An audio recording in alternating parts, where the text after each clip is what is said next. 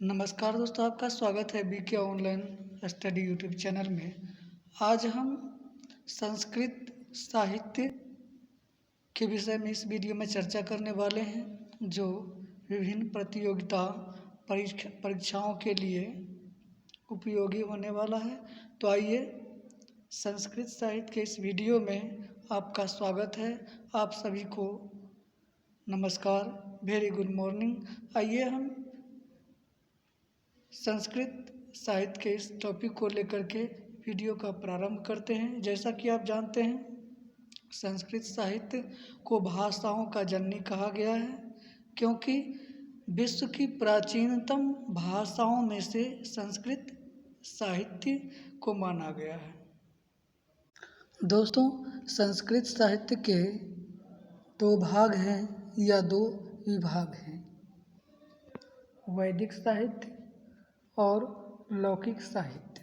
यानी कि जो वेद मूलक हैं, वेद से संबंधित है या वेदकालीन है, उनको हम वैदिक साहित्य की संज्ञा देते हैं। और जो लोकाचार में बाद के परवर्ती साहित्य के रूप में रचा गया, उनको हम लौकिक साहित्य कहते हैं, जो लोक व्यवहार से प्रभावित होकर रचा गया। अब आइए जानते हैं कि वैदिक साहित्य में भी दो भाग हैं या विभाग हैं। एक तो संहिता या वेद, जिसको हम कहते हैं, दूसरा ब्राह्मण। अब संहिता क्या है कि मंत्रों के समूह को संहिता कहते हैं।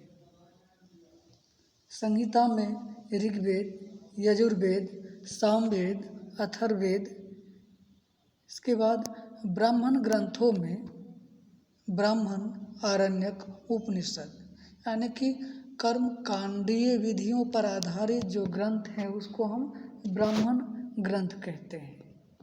इसके बाद आरण्यक, जो अरण्य जंगल में रचे गए, पढ़े गए, यानी कि वन में एकांत वासी होकर ऋषियों ने इसकी रचना किए और इसके कारण इसको आरण्यक कहते हैं, अरण्य में रचे जाने के कारण।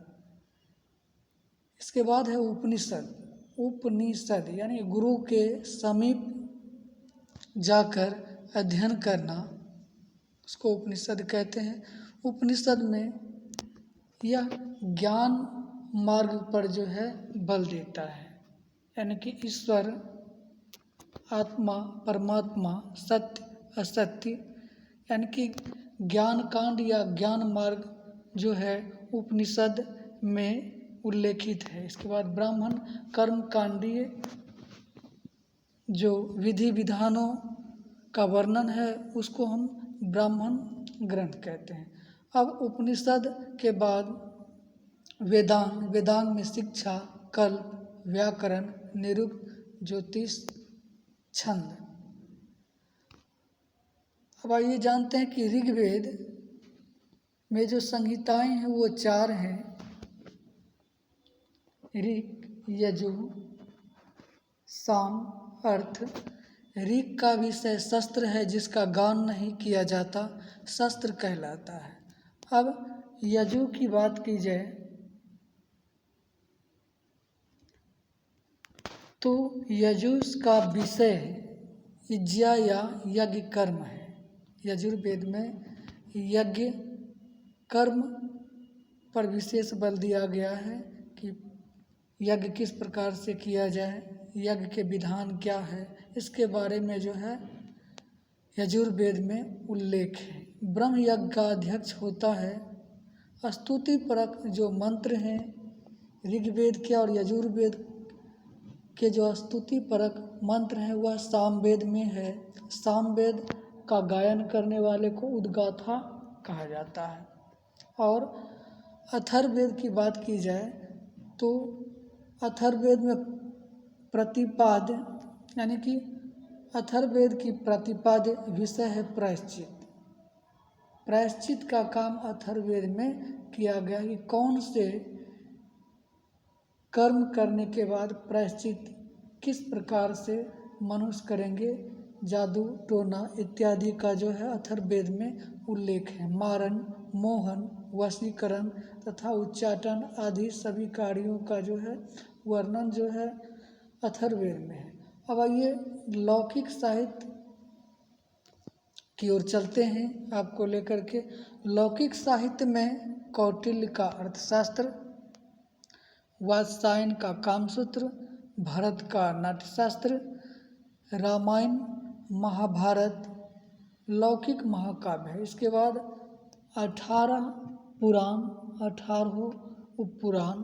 इसके बाद के नाटक जैसे अभिज्ञान शाकुंतलम, अश्वघोष, भास, दंडी, वान, भारवी, श्रीहर्ष इत्यादि महाकवियों के द्वारा जो रचित महाकाव्य है, नाटक है, इसको लौकिक साहित्य में रखा गया है। अब आइए जानते हैं कि ऋग्वेद के जो 10 मंडल हैं, 10 मंडल में क्या है, प्रथम द्वितीय और अंतिम जो 10वां मंडल है इसकी रचना बाद में हुआ है और इसको जोड़ा गया है। ऋग्वेद का प्रारंभ जो है अग्निसूक्त से और अंत जो है संज्ञान सूक्त से किया गया है, यानी अंतिम जो सूक्त है वह संज्ञान सूक्त है। इसके बाद व्यास जी ने अपने 4 शिष्यों को 4 वेदों का ज्ञान दिया, यानी कि ऋग्वेद, यजुर्वेद, सामवेद तथा अथर्ववेद। ऋग का ज्ञान दिया पैल नामक शिष्य को या ऋषि को, यजुर्वेद का ज्ञान दिया वैशंपायन नामक शिष्य को, सामवेद का जैमिनी नामक शिष्य को, अथर्ववेद का सुमंतु नामक शिष्य को। अब ऋग्वेद की शाखाओं की बात की जाए तो पतंजलि के अनुसार ऋग्वेद की 21 शाखाओं का उल्लेख किया गया है, वर्णन मिलता है। यजुर्वेद के 101 शाखाएँ, सामवेद के 1000 शाखाएँ और अथर्ववेद के 9 शाखाएँ। इसके बाद ऋग्वेद को 2 भागों में बांटा गया है। एक भाग जो कहलाता है वह अष्टक क्रम, यानी कि 8 अष्टक और 64 अध्याय। 64 जो है अध्याय ऋग्वेद में मिलते हैं, यानी कि अष्टक क्रम में जो पहला भाग है अष्टक क्रम, जिसमें 8 अध्याय और 64 अध्याय मिलते हैं। इसके बाद मंडलों की बात की जाए तो 10 मंडल और 85 अनुवाक। ऋग्वेद के समस्त सूक्तों की संख्या जो है 10,580/1/4 है।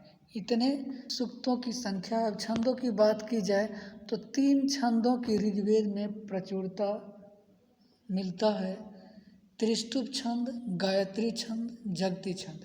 त्रिष्टुप छंद में 4 पाद हैं और चारों पाद में 11 अक्षर होते हैं, यानी कि 44 अक्षर त्रिष्टुप छंद में है। ये कई बार नेट में पूछा जा चुका है। इसके बाद गायत्री छंद। गायत्री छंद में 3 पाद होते हैं। गायत्री छंद में 3 पाद, प्रत्येक पाद में 8 अक्षर होते हैं, तो टोटल 24 अक्षर गायत्री छंद में होते हैं। अब जगती छंद की बात की जाए तो 4 पाद होते हैं और प्रत्येक पाद में 12 अक्षर होते हैं। टोटल 48 अक्षर जो है जगती छंद में होता है।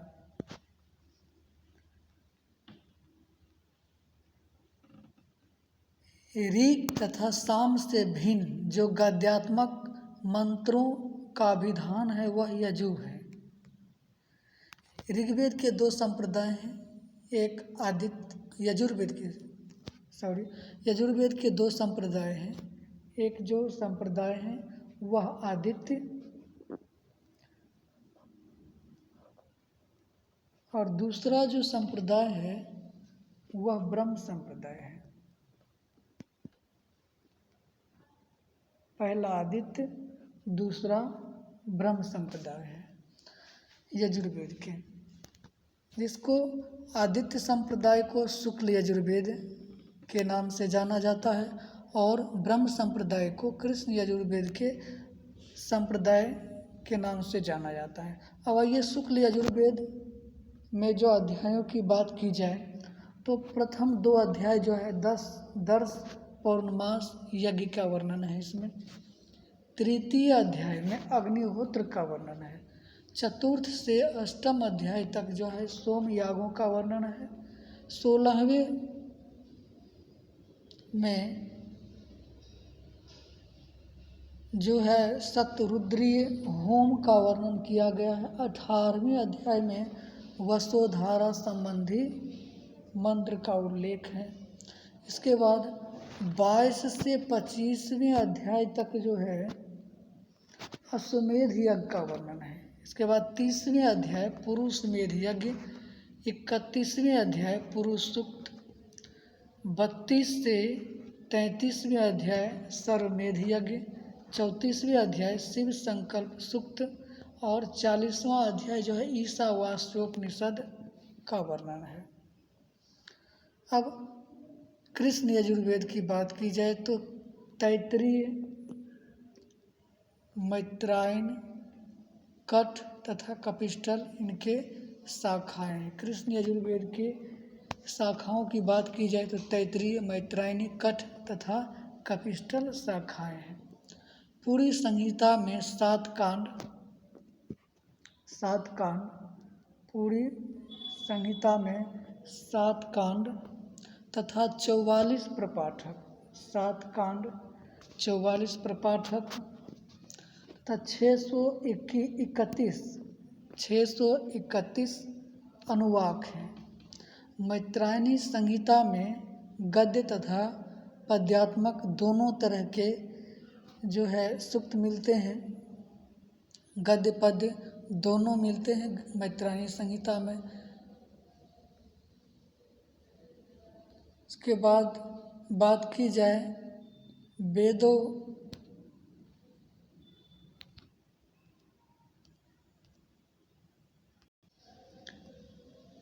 दोस्तों वेदों की रचना काल की बात की जाए तो विभिन्न विद्वानों ने अपने अपने मत के अनुसार इनके निर्धारण काल का वर्णन किया है। सबसे पहले मैक्स मूलर के अनुसार ऋग्वेद का निर्माण 1200 या 1500 ईस्वी पूर्व में हुआ होगा, ऐसा उनका मानना है। जैकोबी के अनुसार ज्योतिषाचार्य भी थे। ज्योतिष गणना के आधार पर उन्होंने 3000 ईस्वी पूर्व ऋग्वेद का रचना काल माना है। लोकमान्य तिलक 6000 ईस्वी पूर्व, विंटरनिज 2500 ईस्वी पूर्व मानते हैं। इसके बाद ऋग्वेद में 1028 सूत्र हैं, 10 मंडल में विभक्त हैं। मंडल अष्टकों में विभक्त हैं जिन्हें अध्याय कहा जाता है। पहले और 9वें तथा 10वें मंडल की रचना सबसे बाद में हुई। ईरान के धर्म ग्रंथ अश्वेता है। ऋग्वेद के आर्यों का मुख्य पशु जो है वह गाय या गनिष्ठ को माना गया है। यास्क ने ऋग्वेद के देवताओं को 3 भाग में विभाजित किया: पृथ्वी स्थानीय देवता, अंतरिक्ष स्थानीय देवता तथा द्यू स्थानीय देवता। मित्र का वर्णन अश्वेता में मिथ के नाम से मिलता है। अश्वेता एक ग्रंथ है ईरानियों के, तो उनके ग्रंथों में मित्र जो ऋग्वेद में उल्लेख है उनका जो है वह अश्वेता में मिथ के नाम से मिलता है। संभवतः मित्र, पूषण, विष्णु आदि या सूर्य के ही नाम हैं। ऋग्वेद के 5 शालाओं का वर्णन शौनक शाखा में इस प्रकार है: शाकल, वासकल, आशुलायन, शंखायन तथा मंडूकायन। ऋग्वेद संहिता के 2 ब्राह्मण, 2 आरण्यक तथा 2 उपनिषद मिलते हैं। अब बात की जाए ऐतरेय ब्राह्मण तथा कौशितकी ब्राह्मण। ऋग्वेद के 2 ब्राह्मण हैं, ऐतरेय ब्राह्मण तथा कौशितकी ब्राह्मण। इसके बाद आरण्यक की बात की जाए, ऐतरेय आरण्यक, कौशितकी आरण्यक। ये याद रखने में, यदि आप ऐतरेय ब्राह्मण और ऐतरेय कौशितकी आरण्यक इसको याद रख लेंगे, या ऐतरेय ब्राह्मण या कौशितकी ब्राह्मण, ऐतरेय आरण्यक, कौशितकी आरण्यक, ऐतरेय उपनिषद तथा कौशितकी उपनिषद, यानी कि ऐतरेय और कौशितकी को आप याद कर लेंगे तो इसमें आपको ब्राह्मण, आरण्यक, उपनिषद तीनों का आंसर आ जाएगा, क्योंकि 2 ब्राह्मण, 2 आरण्यक और 2 उपनिषद हैं। आइए, शुक्ल यजुर्वेद में केवल मंत्र ही संग्रहित है। शुक्ल यजुर्वेद में जो है मंत्र ही संग्रहित है। इसका मतलब शुक्ल यजुर्वेद जो है पद्यात्मक है, उनमें विनियोग वाक्य नहीं है। शुक्ल यजुर्वेद में दोस्तों मंत्रों का उच्चारण है, उसमें गद्यात्मक विवेचना नहीं है। कृष्ण यजुर्वेद में छंदोबद्ध मंत्र तथा गद्यात्मक विनियोग का भी मिश्रण है, यानी कि छंदोबद्ध मंत्र होने के साथ उनका उल्लेख जो है, विस्तृत विवेचन जो है गद्य के रूप में किया गया है कृष्ण यजुर्वेद में। ऐसा प्रश्न आता है कि पद्यात्मक मंत्रों का उल्लेख जो है किस यजुर्वेद में है, तो आपको शुक्ल यजुर्वेद टिक करके आना है।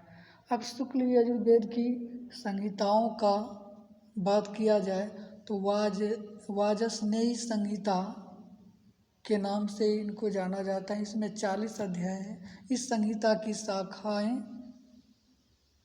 माध्यन्दिन और कानु शाखा, 2 शाखाएं हैं वाजस्नेयी संहिता के माध्यन्दिन और कानु। इस संहिता का ब्राह्मण शतपथ ब्राह्मण तथा आरण्यक जो है बृहदा आरण्यक है। साथ ही 2 उपनिषद हैं, ईशोपनिषद तथा बृहदा आरण्यकोपनिषद।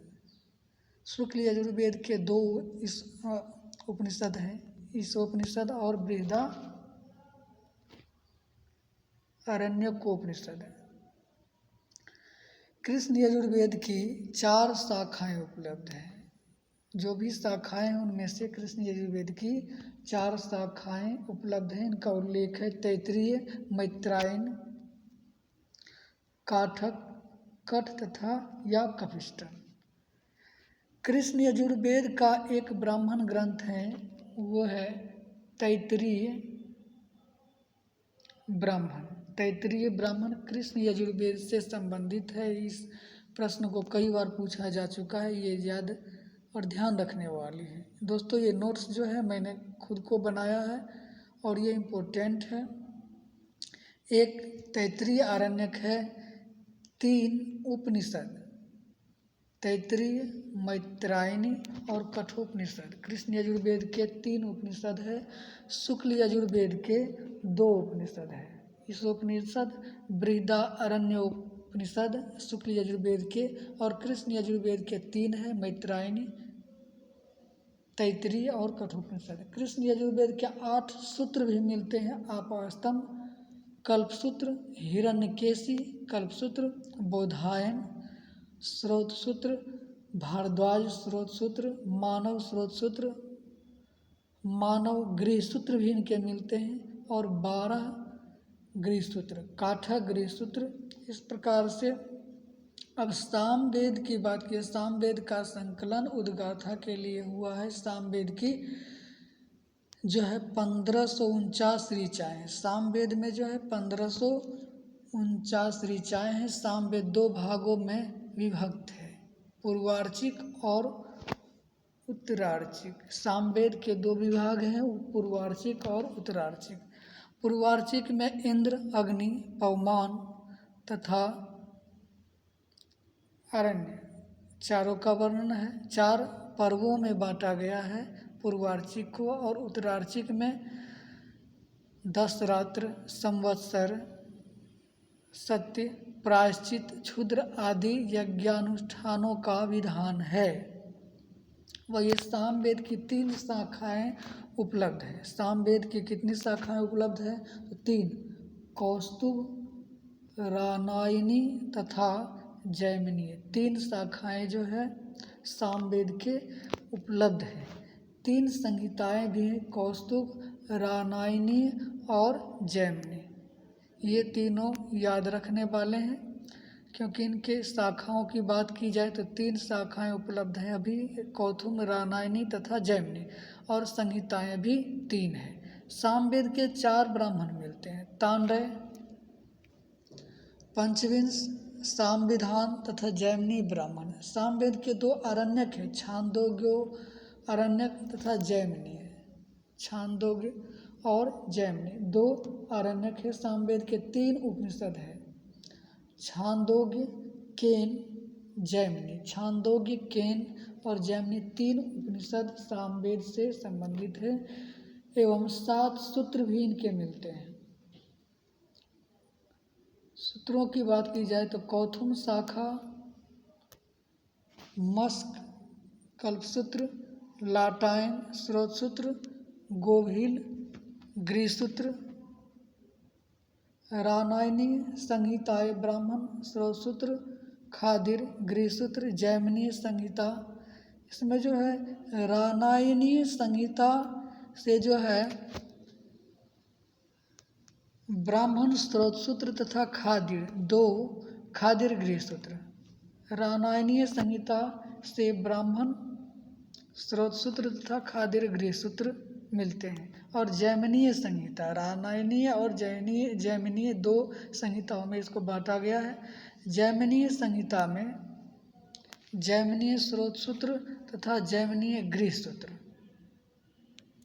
मिलते हैं।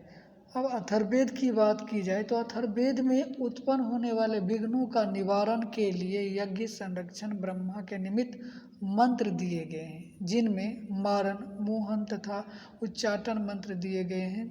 20 कांड अथर्ववेद में जो है 20 कांड, 34 प्रपाठक। इसको याद रखने वाली है कि 20 कांडों में अथर्ववेद विभक्त हैं, 34 प्रपाठक, 111 अनुवाक, 731 सूक्तों में विभक्त हैं।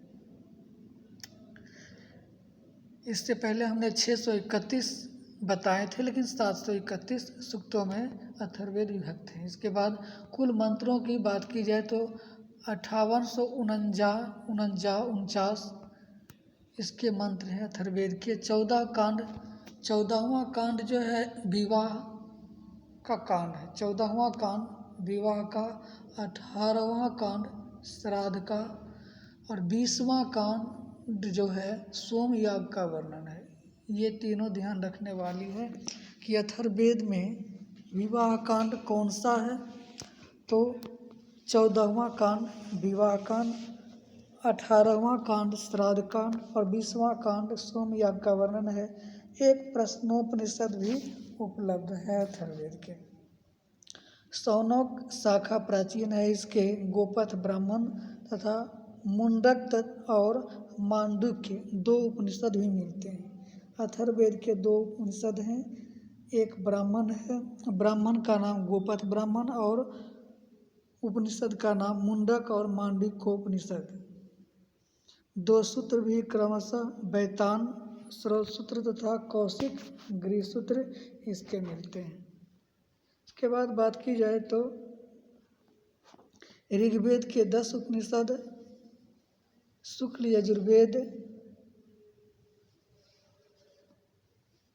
के 19, कृष्ण यजुर्वेद के 32, सामवेद के 16, अथर्ववेद के 31 उपनिषद, और टोटल उपनिषद जो 108 हैं, उनमें से जो है इस प्रकार से विभाग किए गए हैं। ऋग्वेद के 10 उपनिषद मिलते हैं, शुक्ल यजुर्वेद के 19, कृष्ण यजुर्वेद के 32, अथर्ववेद के 31 उपनिषद। इस प्रकार से टोटल उपनिषदों की संख्या 108 है, जो मुक्ति को उपनिषद में इसका उल्लेख किया गया है। अब ईशोपनिषद की बात की जाए तो वाजस्नेयी उपनिषद भी इसको कहा जाता है। ईशोपनिषद को वाजस्नेयी उपनिषद भी कहा जाता है, जिसमें 18 पद्य हैं। शुक्ल यजुर्वेद संहिता का 40वां अध्याय है ईशोपनिषद। पहला पंक्ति के आधार पर ईशावास्यमिदं सर्वम नाम परा है। ईशोपनिषद का नाम जो है, पहला जो श्लोक है, पंक्ति है, उसके आधार पर इसका नाम परा है, ईशावास्यमिदं सर्वम।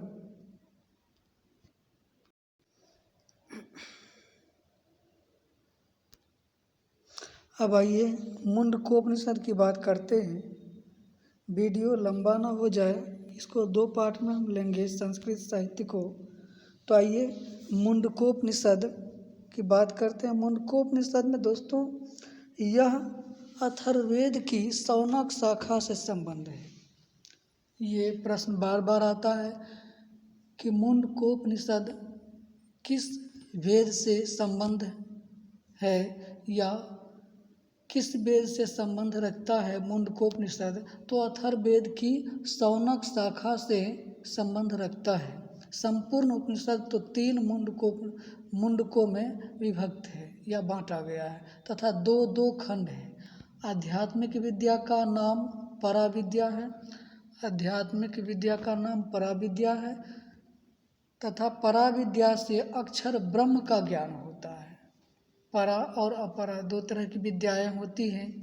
तो आध्यात्मिक विद्या का नाम जो है परा है, और परा से जो है यानी कि इस लोक से जो परे है ब्रह्म, उस परा विद्या से अक्षर ब्रह्म का ज्ञान होता है।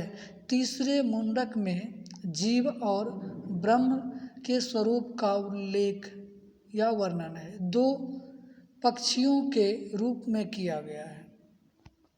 जीव और ब्रह्म का स्वरूप का वर्णन जो है 2 पक्षियों के रूप में किया गया है, और वह श्लोक है द्वासुपर्णा सुयजः सखाया समानं वृक्षं परिस्वजाते। अब रामायण आदि जो है लौकिक साहित्य का जो है हम दूसरे पार्ट में चर्चा करेंगे। तो दोस्तों वीडियो को आप लाइक करेंगे, और ये कई महत्वपूर्ण स्टेट लेवल की परीक्षाओं के लिए, इसके साथ ही नेट यूजीसी नेट के लिए यह महत्वपूर्ण नोट्स है जिसका मैंने उल्लेख किया। यदि वीडियो पसंद आए तो इसको लाइक कीजिएगा। धन्यवाद।